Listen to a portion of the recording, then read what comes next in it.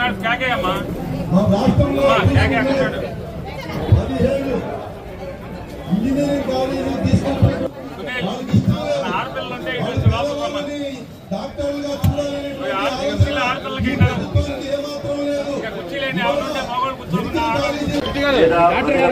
విద్యార్థులకు ఇబ్బంది కలిగించే విధంగా ప్రవర్తించడంతో వీరిపై కఠినంగా చర్యలు తీసుకోబడతాయి.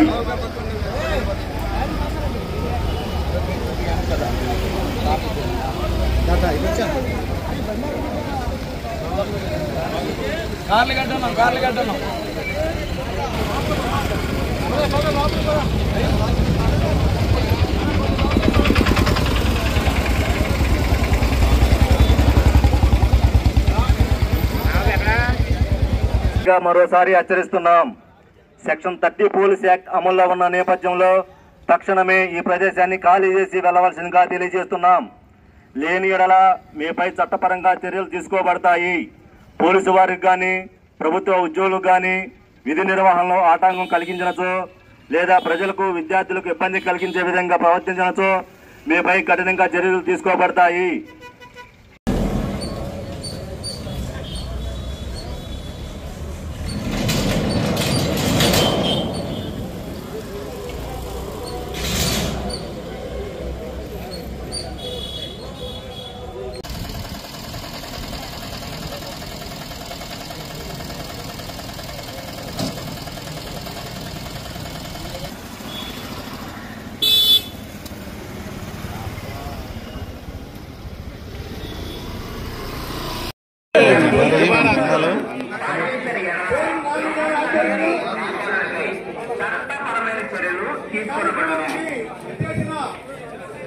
వైఎస్ఆర్ కుటుంబ సభ్యులందరికీ కూడా పేరు పేరున నమస్కారాలు.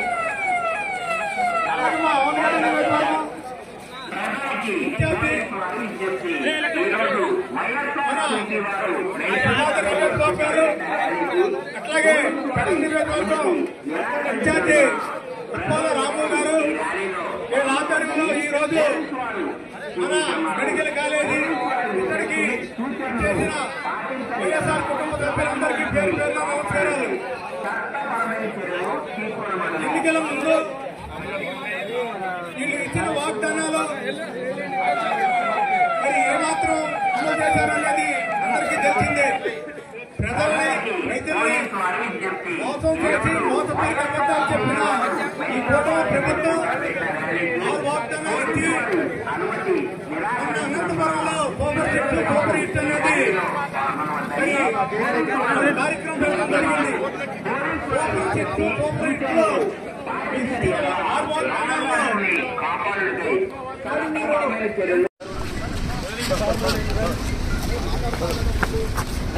పవన్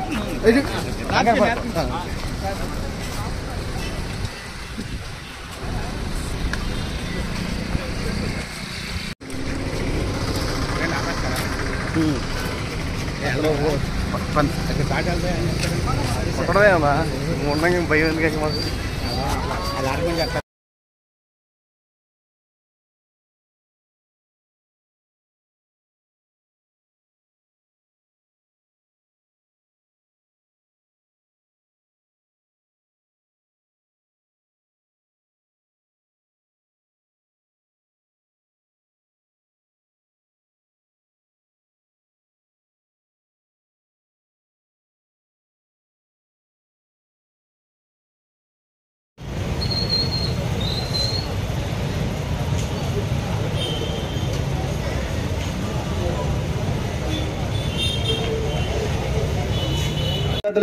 వారి చదువులకు పరీక్షలకు తీవ్ర ఆటంకం కలిగే అవకాశం ఉంది. ఈ కార్యక్రమానికి పోలీసు వారు అనుమతి నిరాకరించడం జరిగింది. దయచేసి మీరు ఈ ప్రదేశాన్ని సెక్షన్ 30 పోలీస్ యాక్ట్ అమల్లో ఉండటం వల్ల అందరూ ఖాళీ చేసి వెళ్ళగా హెచ్చరించడమైనది. లేనిచో మేమే చట్ట ప్రకారం చర్యలు తీసుకోబడతాయి. దగ్గరికి వెళ్ళి మీ కార్యక్రమాలు చేపట్టడానికి అనుమతులు లేవు. దీనివల్ల విద్యార్థులకు వారి చదువులకు పరీక్షలకు సెక్షన్ 30 పోలీస్ యాక్ట్ అమలు ఉన్న నేపథ్యంలో తక్షణమే ఈ ప్రదేశాన్ని ఖాళీ చేసి వెళ్ళవలసిందిగా తెలియజేస్తున్నాం. ఎక్స్ మినిస్టర్ కూడా ఉంటాడు.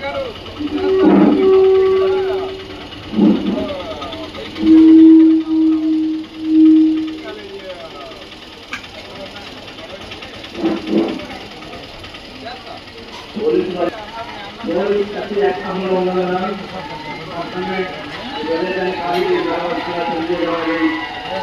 లేని యెడల మీపై కఠినమైన చర్యలు తీసుకోబడతాయి.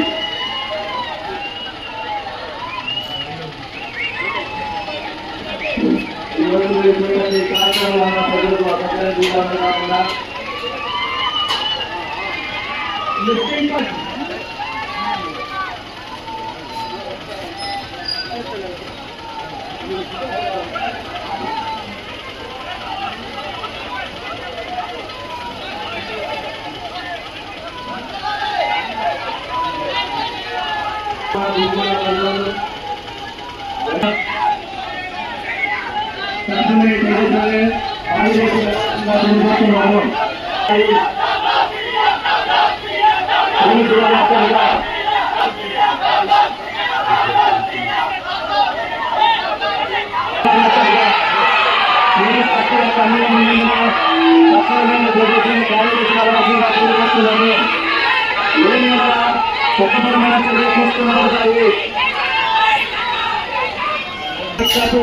తక్షణ పోలీస్ శాఖ అమలులో ఉన్నందున తప్పని చెప్తున్నారు.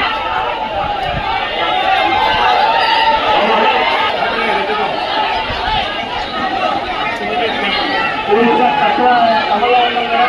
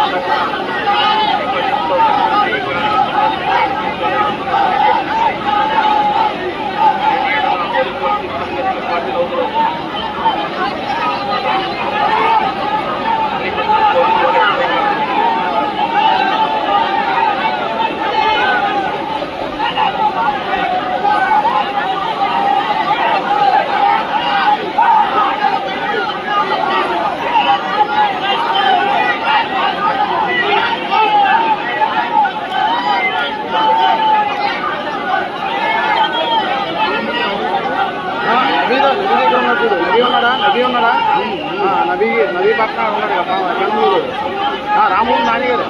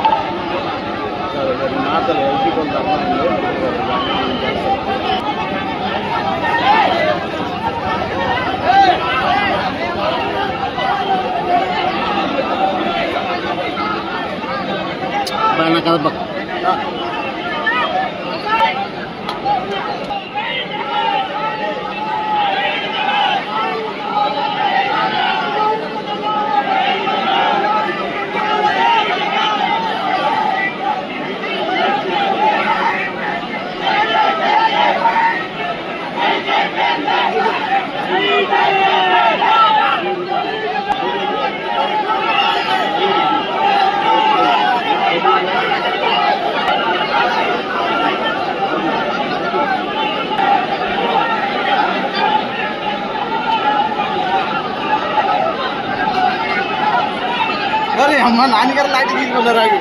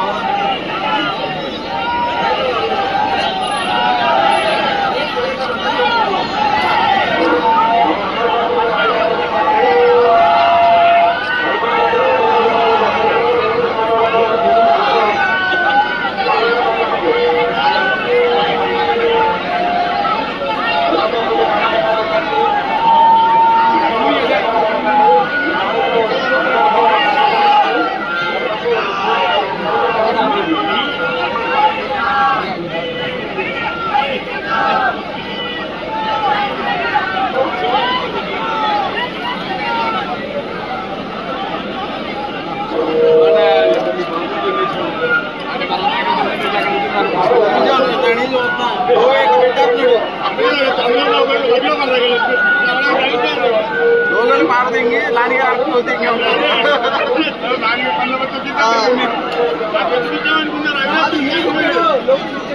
लोगों की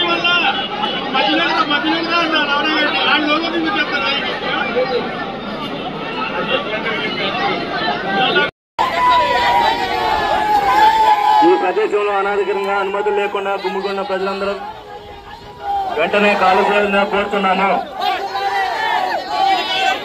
పోలీసు వారి హెచ్చరిక పోలీస్ చట్టం యాక్ట్ అమల్లో ఉన్నందున తక్షణమే ప్రదేశాన్ని పిలుపుతున్నాము.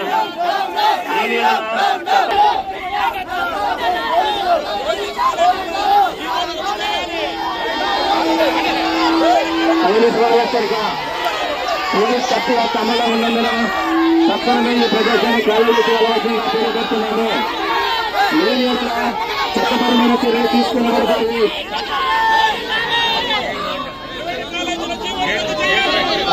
పోలీసు వారి విజ్ఞప్తి చట్టపరమైన అమల్లో ఉన్నందున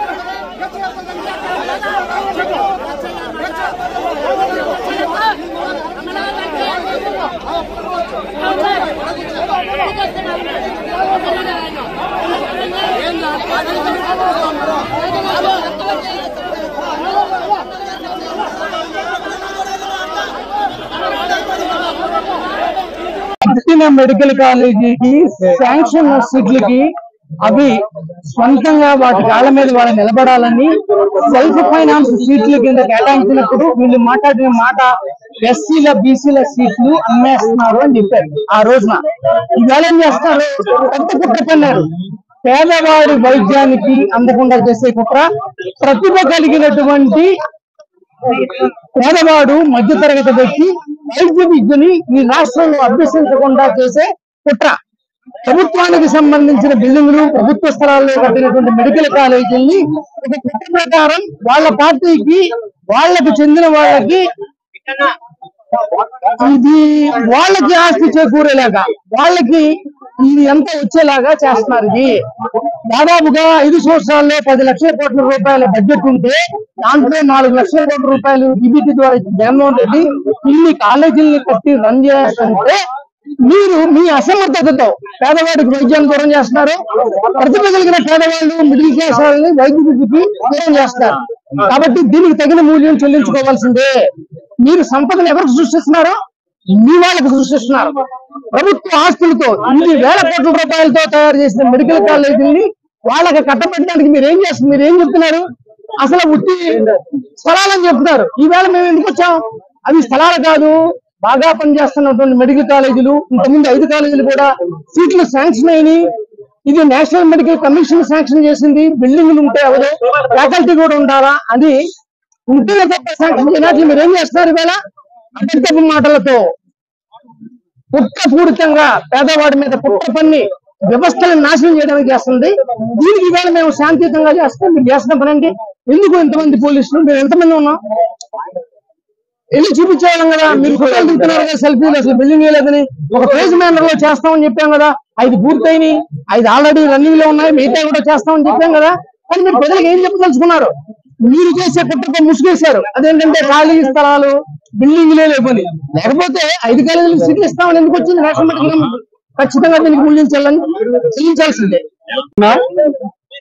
మెడికల్ కాలేజ్ నిర్మాణాలు చేపట్టకుండా దాన్ని ఈ రోజు ప్రైవేటీకరణ చేయాలనే ఉద్దేశంతో పేద ప్రజల కోసం జగన్మోహన్ రెడ్డి గారు మందిరం గారు డాక్టర్ చేయాలని చెప్పని కోరికతో చేస్తే ఈ రోజు చంద్రబాబు కూటమి ప్రభుత్వ నాయకత్వంలో సిగ్గు లేకుండా దాన్ని ప్రైవేటీకరణ, కేవలం డబ్బులు అందుకునే పనులు. ఈ రోజు డబ్బులు ఎలాగైనా డబ్బులు సంపాదించాలి, మా పిల్లలు మనవాళ్ళు అందరూ బాగుండాలన్న ఉద్దేశంతో చంద్రబాబు ఎవరిస్తున్నారు?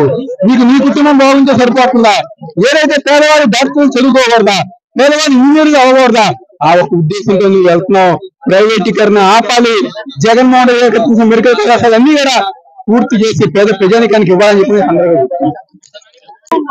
ప్రజల ఆరోగ్యాన్ని కాపాడుకోకుండా ఏదైతే జగన్మోహన్ రెడ్డి గారు 17 మెడికల్ కాలేజీలు స్థాపించి జిల్లాకు ఉండి ప్రజల ఆరోగ్యానికి మరింత భరోసా ఇచ్చేలాగా తీసుకెళ్తుంటే దాన్ని వాళ్ళ ప్రైవేట్ పరం చేసి అమ్ముకుంటున్నాడు చంద్రబాబు నాయుడు గారు.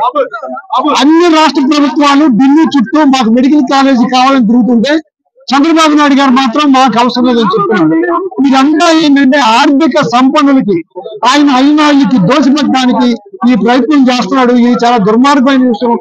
దీన్ని ప్రజల గొంతుని జనానికి వినిపించేటట్టుగా, పాలకులకు వినిపించేటట్టుగా ఒక ప్రయత్నం చేస్తుంటే ఆ ప్రయత్నాన్ని బెడిసి కొట్టడం కోసం పోలీసుతో వాళ్ళు దౌర్జన్యం చేస్తున్నాడు. ఖచ్చితంగా ఈ ప్రభుత్వానికి అంతిమ గడువు దగ్గరికి వచ్చింది. ఈ ప్రభుత్వం ఆ పరిస్థితి తెచ్చుకుంటుంది. అందరికీ నమస్కారం. భారతదేశానికి స్వాతంత్రం వచ్చాక ఒకసారి మనం గమనించినట్లయితే ఈ భారతదేశంలో 17 మెడికల్ కాలేజీలు ఒకేసారి తీసుకొచ్చిన ఘనత కేవలం ఒక జగన్మోహన్ రెడ్డి గారికే సాధ్యం. ఎందుకంటే ఇది 75 సంవత్సరాల స్వాతంత్రంలో ఒకే ఒక రాష్ట్రానికి 17 మెడికల్ కాలేజీలు తీసుకురావడం, మరి అందులో 5 మెడికల్ కాలేజీలని పూర్తి చేసి ప్రారంభించడం, మరొక 3 మెడికల్ కాలేజీలు ప్రారంభానికి సిద్ధమవడం, ఇంకొక దాదాపు 9 కాలేజీలు నిర్మాణ దశలో ఉన్నాయి. మరి చంద్రబాబు నాయుడు గారు ఆయన అధికారంలోకి వచ్చిన తర్వాత 3 మెడికల్ కాలేజీలు పూర్తయినాయి. మరి మీకు సీట్లకు పర్మిషన్ కావాలని చెప్పేసి నేషనల్ మెడికల్ కౌన్సిల్ వారు అనుమతి కోరలేదు. రెడీ అయిన మీకు సీట్లకి పర్మిషన్ ఇస్తామనంటే మాకు మెడికల్ సీట్లు అవసరం లేదు అని చెప్పేసి కేంద్రానికి, నేషనల్ మెడికల్ కౌన్సిల్ కి లేఖ రాసినటువంటి వ్యక్తి ఈ నారా చంద్రబాబు నాయుడు గారు. అప్పుడు ఆయన ఎందుకు లేఖ రాశారో అర్థం కాలేదు. ఆయన దుర్బుద్ధి ఏంటో ఎవరికి అర్థం కాలేదు. ఈ రాష్ట్ర ప్రజలకు కావచ్చు, ప్రతిపక్ష నాయకులకు కావచ్చు, ఎవరికి అర్థం కాల. తీరా ఇప్పుడు చూస్తే ఒక ప్రైవేటీకరణ చేయాలన్న దుర్బుద్ధితో, దురాలోచనతో మరి ఉన్నట్లు కూడా మరి పేద ప్రజలకు విద్యను అందించకుండా వారిని విద్యకి, వైద్యానికి దూరం చేసే పరిస్థితి తీసుకొచ్చారు. ఒక్కసారి గమనించినట్లయితే చంద్రబాబు నాయుడు గారు ఇప్పటికే ఆయన తను 3-4 సార్లు ముఖ్యమంత్రి అయ్యాడు. ఈ 4 టర్ముల్లో ఈ రాష్ట్రానికి ఒక్క మెడికల్ కాలేజీ అయినా నువ్వు పర్మిషన్ తీసుకొచ్చావా చంద్రబాబు నాయుడు అని అడుగుతా ఉన్నాం మేము. ఒక్క కాలేజీ అయినా నువ్వు తీసుకొచ్చావా? ఇన్ని సంవత్సరాలు నేను 40 సంవత్సరాల ఇండస్ట్రీ అని చెప్పుకుంటా ఉన్నాను. ఇన్ని సంవత్సరాల్లో ఒక్క మెడికల్ కాలేజీ అయినా మీరు తీసుకొచ్చారా? మీ చరిత్ర ఉందా? అది గమనించండి. కనీసం ఈ రాష్ట్రానికి వచ్చిన మెడికల్ కాలేజీలను, పేద పిల్లలకి విద్య, వైద్యం అందించేటువంటి కాలేజీలని నువ్వు దుర్బుద్ధితో, దురాలోచనతో, పప్పు బెల్లంలాగా నువ్వు నీ గుత్తేదారులకు అమ్ముకోవడం ఎంతవరకు సమంజసం అని మేము ఈ ప్రజల తరఫున, ఈ రాష్ట్ర ప్రజల తరఫున మేము డిమాండ్ చేస్తూ ఉన్నాం. మరి ఇలాంటి దుర్మార్గమైన ఆలోచన ఏదైతే పేద పిల్లలకి మరి 17 కాలేజీలు కనుక పూర్తయితే మరి దాదాపు 2000 పైసలకు మరి ప్రతి సంవత్సరం డాక్టర్లు బయటకు వస్తారు. ఎందుకంటే పేదవాడు, మధ్యతరగతి వాడు అందరూ కూడా డాక్టర్లు కావాలి, ఇంజనీర్లు కావాలన్నది రాజశేఖర రెడ్డి గారి జగన్మోహన్ రెడ్డి గారి ఆలోచన. మరి ఈవేళ నువ్వు అలాంటివన్నీ కూడా దుర్మార్గమైన బుద్ధితో మరి ఈ 17 చోట్ల కూడా మరి 17 హాస్పిటల్స్ లో కూడా మరి వేల మంది, లక్షల మంది వైద్యాన్ని కూడా అందించే పరిస్థితి. మరి ఇంకొక ముఖ్యమైన విషయం, ఏ రాష్ట్ర ప్రభుత్వం అయినా ఒక వైద్యం కానీ, అలాగే ట్రాన్స్పోర్ట్ కానీ, విద్య కానీ ప్రైవేటీకరణ చేయకుండా ప్రభుత్వం నడిపిద్ది. కానీ మీరు గమనించండి, ఎందుకంటే పేదవాడు ఇవన్నీ కూడా కొనలేరు కాబట్టి వాళ్ళకి అందుబాటులో ఉండాలని ఒక ఆలోచనతో, కానీ నీ దుర్మార్గమైన ఆలోచనతో ఇలాంటివన్నీ కూడా ప్రైవేటీకరణ చేసుకుంటూ పోతున్నావు. కాబట్టి మీరు ఈ నిర్ణయాన్ని ఆపకపోతే పెద్ద ఎత్తున ఇంకా రాష్ట్ర వ్యాప్తంగా కూడా మా నాయకుడు జగన్మోహన్ రెడ్డి గారి నాయకత్వంలో ఉద్యమిస్తాం. మా జిల్లాలో మా నాయకుడు పేర్నాని గారి నాయకత్వంలో, అలాగే ఎన్టీఆర్ జిల్లా అధ్యక్షుడు అవినేష్ గారి నాయకత్వంలో మా ఎమ్మెల్యేలు, అలాగే ఎమ్మెల్సీలు, మా జిల్లా పరిషత్ చైర్మన్, మా ఎంపీలు అందరి సమక్షంలో పేద ప్రజల తరఫున నాయకులతో, మన పేద ప్రజల తరఫున ఖచ్చితంగా ఉద్యమించి ఈ నిర్ణయాన్ని వ్యతిరేకించి మీరు ఆపాలని మేము డిమాండ్ చేస్తూ సెలవు తీసుకుంటా ఉన్నాను. ఓకేనా? ఈరోజు కూటమి ప్రభుత్వ పాలన మొదలైన కాడి నుంచి ఎప్పుడు చూసుకున్న అన్ని రంగాల్ని మోసం చేయడమే. మొదట ఫీజు రియంబర్స్మెంట్, విద్యార్థుల మోసం, రైతులకు యూరియా లేదు, ఇచ్చిన అన్నదాత సుఖీభావ అరకొర, మద్దతు ధర లేదు, రైతుల్ని మోసం. ఇప్పుడు చక్కగా చదువుకుంటున్న మెడికల్ కాలేజ్ విద్యార్థుల మీద పడ్డారు. మన చంద్రబాబు గారి ఆలోచనలు ఎంత బాగా ఉంటాయంటే, నాకు తెలిసి 2023లో అనుకుంటా ఉత్తరాఖండ్ లో ఒక చోట ఇలాగే ఒక మెడికల్ కాలేజ్ ని ప్రైవేట్ పరం చేద్దామంటే విద్యార్థులందరూ తిరగబడితే ఆ డిసిషన్ వెనక్కి తీసుకున్నారు. అలాగే అలా మామూలుగా మనం తమిళనాడుని, కేరళని విద్య పరంగా గొప్పగా చూసే రాష్ట్రాలు, ఆ రాష్ట్రాల్లో కూడా ఈ రోజు ప్రభుత్వ కాలేజీని ప్రైవేట్ పరం చేయాలి. మన చంద్రబాబు గారి తొగ్గుల కాలేజీలు ఎట్లా ఉంటాయంటే, ముందుగా వీటిని మన ఫండర్స్ కి, మన బినామీలకి దోచిపెట్టేయాలి, ప్రైవేటైజ్ చేసేయాలి. కాబట్టి 17 మెడికల్ కాలేజ్ శాంక్షన్ చేయించుకుని 5 మెడికల్ కాలేజ్ పూర్తి చేసుకుని మెడికల్ విద్యని పేద మధ్యతరగతి కుటుంబాలకు కూడా అందని విద్యలాగా ఉండకూడదు అందాలని ఆశించిన జగన్ గారు తొగ్గులకు అవుతారా? ఇవన్నీ బీగేసి మన బినామీలకి దోచిపెట్టేయాలి, ఎక్కడా చేయని విధంగా ప్రభుత్వం ఉన్నది ప్రైవేట్ చేయడం తొగ్గుల కాలేజీని అంటారు. కాబట్టి చంద్రబాబు ఎంతో తొగ్గులకు గారు ఇంతకు మించి చెప్పక్కర్లా. అలాగే చాలా మంది మంత్రులు మాట్లాడుతున్నారు. మన హోంమంత్రి గారు మాట్లాడారు, మచిలీపట్నం కాలేజీని చూపిస్తూ ఇక్కడ అసలు ఏమీ జరగట్లేదు, ఊరికే పైపైనా ఏమీ కట్టలేదు అన్నారు. ఈ రోజు అది కడదామని చూపిస్తుంటేనేమో పోలీసుల్ని, మన శాఖ వాళ్ళని అడ్డం పెట్టాం. ఎంత బాగుంది మన వ్యవస్థ. ఈ రోజు మెడికల్ కాలేజు 2వ సంవత్సరం ఎగ్జామ్స్ రాస్తున్నారు పిల్లలు. ఈ రోజు వెళ్ళి కావాలంటే కనుక్కోండి. మనం అంటే మన శాఖ మీద లేదు, ఏ శాఖ మీద లేదు కదా ఆలోచన.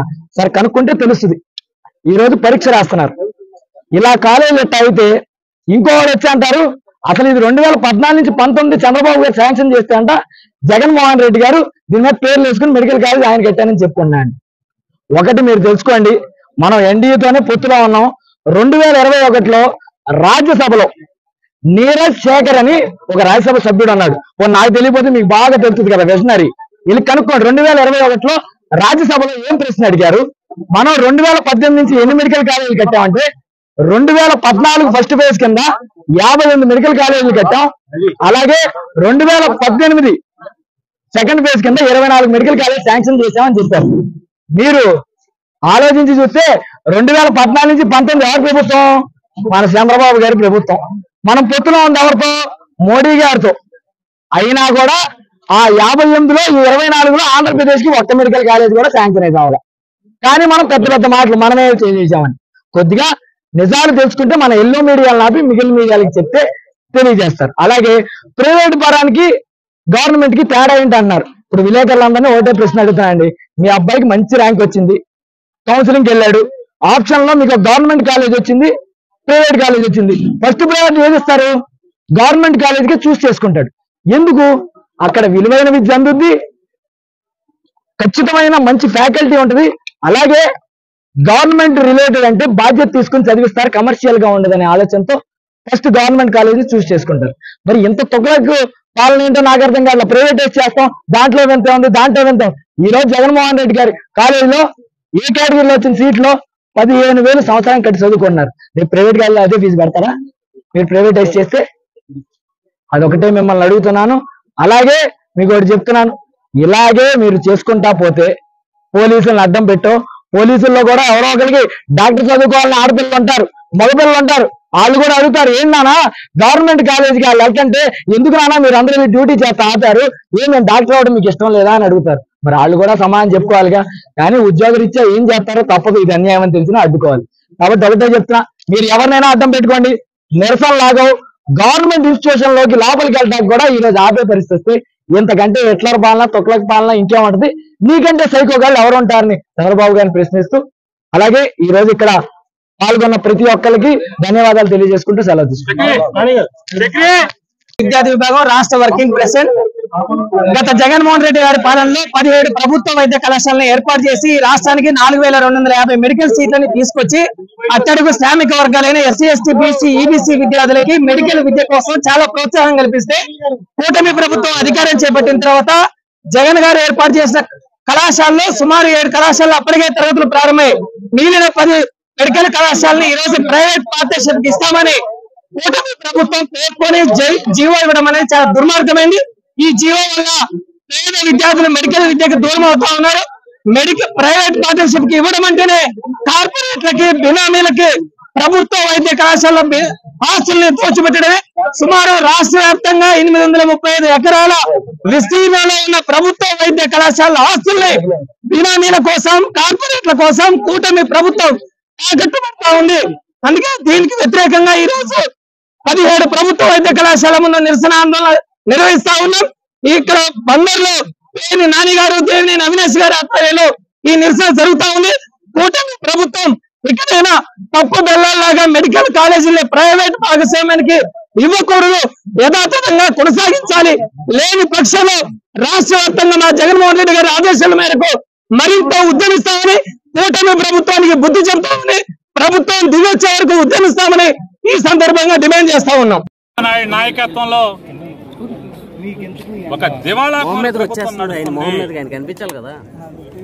సాధారణంగా మనం గుజరాత్ లో ఒక నీరవ్ మోడీ అనో లేదా బెంగళూరులో ఒక మల్లైనో లేదా ఇట్లాంటి బ్యాంకు దోపిడీదారులను చూస్తాం. వాళ్ళ కంపెనీలన్నీ కూడా బ్యాంకుల్లో అప్పులు తెస్తాయి, కంపెనీ దివాళా తెస్తుంది, వాళ్ళ ఆస్తులు మాత్రం ఆకాశాన్ని అంటుతాయి. అట్టాగే నారా చంద్రబాబు నాయుడు, నారా లోకేష్ నాయుడు, పవన్ నాయుడు ఆస్తులు మాత్రం గడిచిన 15 మాసాలుగా కుప్పలు పేరుకుంటూ పోతున్నాయి. రాష్ట్ర ప్రభుత్వం మాత్రం ప్రజలు మాత్రం దివాళా తీయించే పరిస్థితులకు వస్తున్నారు. ఇవాళ ఇసుక అమ్ముతున్నారు, బూడిద అమ్ముతున్నారు, మట్టి అమ్ముతున్నారు, దేవుడి భూములను అమ్ముతున్నారు, ఆఖరికి ప్రజల ఆస్తుల్ని చెరబడుతున్నారు. ఇంటి పన్ను మార్చాలంటే 25,000 తెలుగుదేశం పార్టీ పచ్చ చొక్కా కార్యకర్తకి ఇవ్వందే ఇంటి పన్ను మారే పరిస్థితి లేదు. ఎంఆర్ఓ ఆఫీసు పాస్ పుస్తకం ఇవ్వాలంటే ఆస్తి విలువను బట్టి 50,000 నుంచి 3, 4, 5 లక్షలు ఎకరానికి ఆ ఆస్తి విలువను బట్టి డబ్బు లంచం కొడితే గాని ఎంఆర్ఓ ఆఫీసులో పాస్ పుస్తకం వచ్చే పరిస్థితి లేదు. ఎవడన్నా ఎమ్మెల్యే ఇంటికెళ్ళి చెప్పుకుందామంటే పట్టించుకునేవాడు లేడు. వాడు ఎవడగాడు బ్యాంకుల్లోనే మాత్రమే చూసేవాళ్ళం ఇదివరకు. డబ్బులు నోట్లు లెక్కెట్టే మెషిన్లు. ఇవాళ తెలుగుదేశం పార్టీ ఎమ్మెల్యేలు మంత్రులలో 1-2 మెషిన్లు కొనుక్కుని లెక్కెట్టుకునే పరిస్థితిలో ఉన్నారు. వారం సాయంత్రం శనివారం అవగానే పవన్ కళ్యాణ్, నారా చంద్రబాబు నాయుడు, నారా లోకేష్ నాయుడు ఈ రాష్ట్రంలోని మంత్రులందరూ కూడా విమానాలెక్కి హైదరాబాద్ వెళ్ళిపోతున్నారు. వెనక ఎస్కార్ట్ కారుల్లో మూటలు హైదరాబాద్ వెళ్ళిపోతున్నాయి. వీళ్ళు మాత్రం పెరిగిపోతున్నారు, వీళ్ళ ఆస్తులు పెరిగిపోతున్నాయి. ఎన్నికల అఫిడవిట్లో ఇచ్చిన ఆస్తులకి ఇవాళ వాళ్ళు కొనుక్కున్న ఆస్తులకి చూస్తే అసలు పగలకి రాత్రికి ఉన్నంత తేడా ఉంది. కానీ గవర్నమెంట్ జనాల మీద మాత్రం 2,25,000 కోట్ల రూపాయల అప్పులు తెచ్చింది. అక్షరాల 2,25,000 కోట్ల రూపాయలు ఈ 15 మాసంలో. ఏ చేతులు పడిపోయినాయా నారా చంద్రబాబు నాయుడు అని అడుగుతున్నాను. 6,000 కోట్ల రూపాయలు ఈ ఆగిపోయినటువంటి వాటికి బిల్స్ ఇస్తే అయిపోతుంది కదా, ఎందుకు ఇవ్వు అని అడుగుతున్నాను. ఎవరి కోసం ఇవ్వవు? గతంలో మీ మామగారిని పడేసినప్పుడు, వెన్నుపోటు పొడిచి పడేసినప్పుడు షుగర్ ఫ్యాక్టరీలు నమ్మావు, అనేక ఫ్యాక్టరీలని తెగ నమ్మావు. ఇవాళ మళ్లీ వచ్చావు, సంపద సృష్టిస్తానని చెప్పావు. మొత్తం ప్రభుత్వ ఆస్తులన్నీ కూడా అమ్మకానికి పెట్టావు. ఇవాళ వారం పోలవరం అన్నావు మొన్న, ఇప్పుడేమో వారం హైదరాబాద్ అంటున్నావు. తండ్రి కొడుకులు ముగ్గురు కూడా అరే బాబు మీరు జగన్మోహన్ రెడ్డి గారిని అడుగుతున్నారు నీకు ప్రతిపక్ష హోదా ఇవ్వలేదని చెప్పని. సరే మాకు ప్రతిపక్ష హోదా ఇవ్వలేదు లేవయ్యా, మీకు ఏలమని ఇచ్చారు కదా. శుక్రవారం ఒకడు, శనివారం ఒకడు, వారానికి 2 రోజులు ఒకడు ఇక్కడికి రావడం ఏంటి? మిగతా రోజులన్నీ హైదరాబాద్ లో ఏడవడం ఏంటి? బాధ్యత లేనటువంటి ప్రభుత్వం. ఇవాళ ఇంటి యజమాని ఏదో అన్న సామెతగా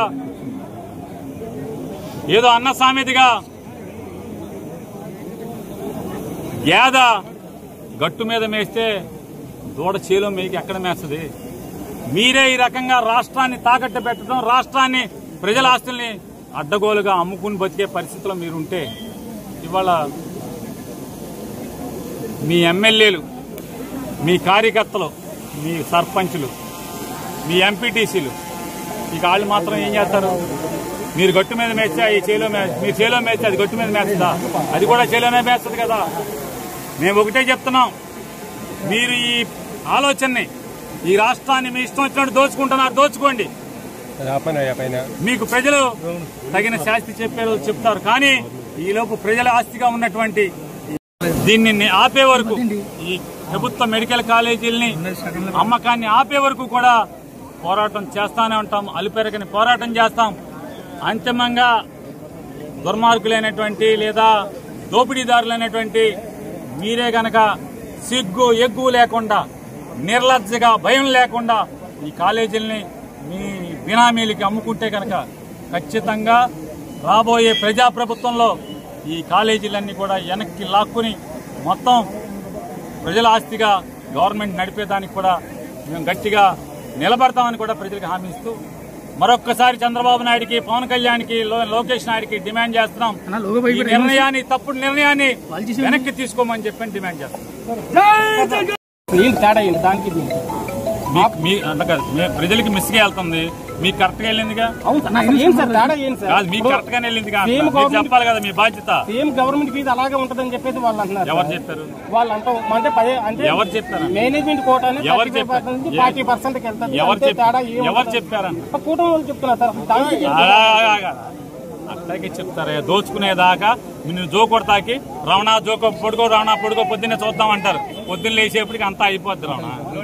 ఏం ఉండదు రమణ. ఎన్ని మాయదారి ప్రభుత్వం, బూటక మాటల ప్రభుత్వం, మోసగాడి ప్రభుత్వం ఇది. మీరు ఇలా నిరసన తెలియజేస్తే ప్రభుత్వం స్పందిస్తుంది అనుకున్నారు? ఇంట్లో పడుకుంటే స్పందిస్తుందా? కాదు రమణ, ఇంట్లో పడుకుంటే స్పందిస్తుందా? నువ్వు సలహా చెప్పు. మేము నడపడం మాకు చేత కావట్లా, మాకు అలా కాదు. ఈ ప్రభుత్వం మీద ఉద్యమం చేయడం మాకు చేత కావట్లా. ఇంట్లో పడుకుంటే ఆగుతారా? పడుకుంటాం చెప్పు.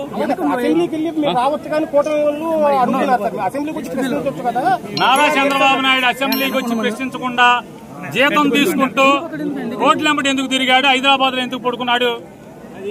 ఎప్పుడన్నా అడిగారా మీరు ఎవరన్నా? అప్పుడేమో అవమానం జరిగింది, ఏదో మామూలుగా మంగమ్మ శాతం పట్టాడు. ఎవరు మంగమ్మ? అసలు అన్నోళ్ళు లేడు. జగన్ గారు ఛాలెంజ్ చేశాడు. ఈ మంగమ్మ శబదానికి అంతా బూటక శబదం, దొంగేడుపులు. అసెంబ్లీ రికార్డులు ఇవాళ మీరు వచ్చారు కదా, అసెంబ్లీ రికార్డులు బయట పెట్టండి. అసెంబ్లీలో చంద్రబాబు నాయుడు గారి భార్యని ఎవరన్నా అన్నారా? అనలేదు కదా. కాబట్టి ఈ డ్రామాలు, టక్కుటమారు విద్యలు వైఎస్ఆర్ కాంగ్రెస్ పార్టీ చేతకావు. ఖచ్చితంగా మన పూర్వీకులు నేర్పారు, స్వాతంత్రం బ్రిటిషోడి మీద పోరాడితేనే స్వాతంత్రం వచ్చింది. రమణ గారు లాగా, కోటమోడు లాగా పొడుకునుంటే ఇవాళ కూడా బ్రిటిష్ వాళ్లే మన ఏళ్తా ఉండేవాళ్ళు. కాబట్టి మనకి ఉదాహరణ మనకి నేర్పిస్తుంది, మనకి చరిత్ర చెప్తుంది. పోరాడితేనే ఇట్లాంటి తప్పుడు ఆలోచనలు పోతాయి. బందకానం నుంచి, తప్పుడు ఆలోచనల నుంచి కూడా మనం బయటపడతామని.